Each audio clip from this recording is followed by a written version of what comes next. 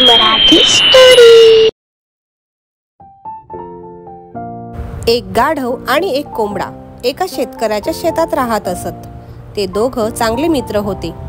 गाढव थोडासा मूर्ख होता, शेवटी गाढवच तो, पण कोंबडा त्याला सांभाळून घेई। एक दिवस जंगलात काही शिकार न मिळाल्याने भुकेलेले सिंह शेतकऱ्याच्या शेतावर काही बकऱ्या शेळ्या मिळता आहेत का हे पाहायला तेथे आला। बाकी काहीच न मिळाल्याने त्याने गाढवावर झडप घालण्याचा इरादा केला। तोच कोंबडा जोरजोराने पंख फडफडवीत खूप मोठ्याने आरवला। त्यामुळे कोंबड्याचा आवाज ऐकल्या ऐकल्या सिंह पडत सुटला। पण ते पाहून गाढवाला मोठी गंमत वाटली। एवढ्याशा कोंबड्याला सिंह घाबरतो तर मला का नाही घाबरणार? आपल्या पुढे तर त्याचे काहीच चालणार नाही, असे वाटून गाढवाने त्याचा पाठलाग केला।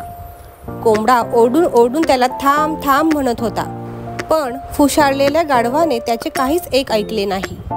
पण तेथून आवाजाच्या टप्प्याच्या बाहेर गेल्यावर सिंह पाठीमागे वळला। त्याने बघितले गाव खूप मागे राहिले आहे। मग तो शांतपणे मागे वळला आणि त्याने गाढवाचा फन्ना उडवला। तात्पर्य: खोट्या आत्मविश्वासामुळे पुष्कळ वेळा संकटात सापडायला होते।